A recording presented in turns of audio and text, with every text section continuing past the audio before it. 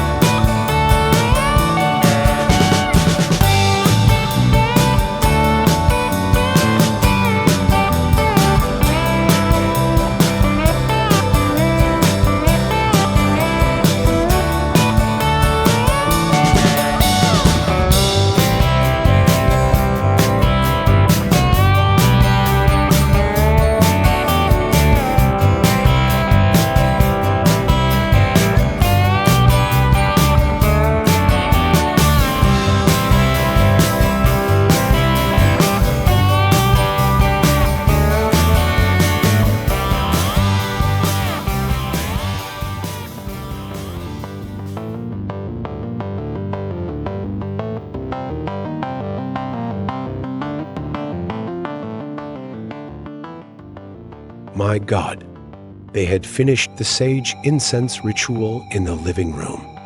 I needed to leave the room without anyone approaching the stairs. But what had I done? Whatever they were doing, one day they were planning to involve me in it too. But then why did my grandfather have to kill me? I couldn't make sense of it. I couldn't understand. Why was my father trying to hide something while all of this was happening? If they had explained it to me, even if I didn't understand, I could have kept it a secret. After all, I had managed to keep the events of the birthday party that evening well hidden. Of course, the things I couldn't understand as a child became clear to me when I grew up. But back then, I was just a curious child. A friendly reminder to you. If there's something more dangerous than a wild wolf, it's a curious person. Because a curious person starts questioning and won't stop until they know the truth. And if this curious person is the wrong one, they'll want to tell everyone they know. Even telling just one person can spread a secret all over the city within 2 months. Of course, if this person is a little child, they won't hesitate to take steps that adults wouldn't dare. This could destroy an ongoing operation. Because I was a child, I wanted to know more and was very curious. I was, in fact, the walking danger.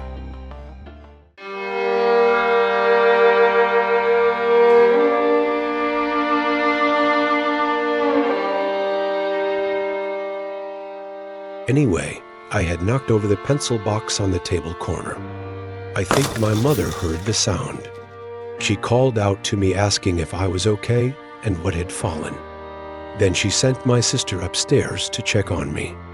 When my sister came, I had taken out the flashlight batteries and dropped them on the floor. I told my sister I had dropped the flashlight. I also asked her to continue singing.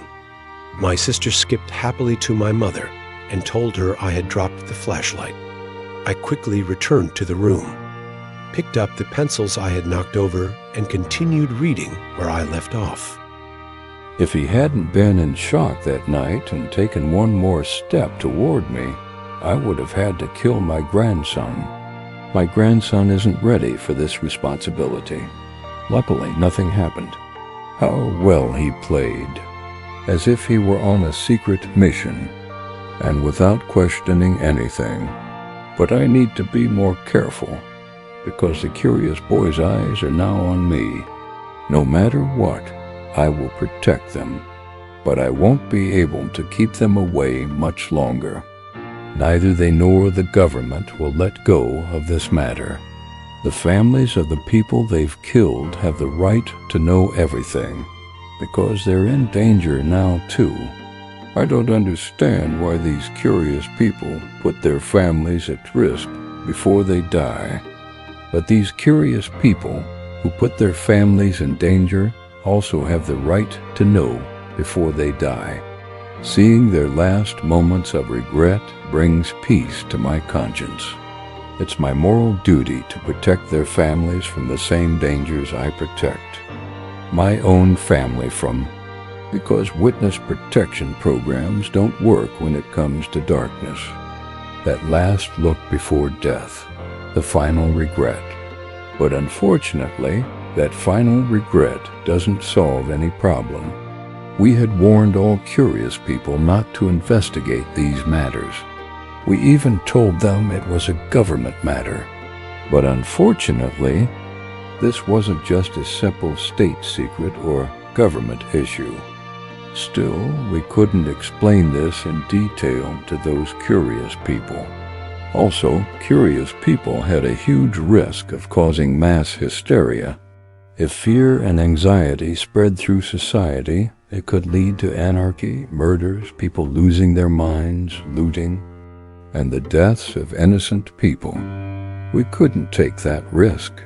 Now, the thing I fear the most is happening. My grandchildren are facing a great danger. I don't know how much longer I can protect them. What I had read back when I didn't know who my grandfather was had both terrified and excited me. Who was my dear grandfather really, and what kind of darkness was he involved in? I climb the stairs 2 steps at a time. I am the Incense Girl. They're coming.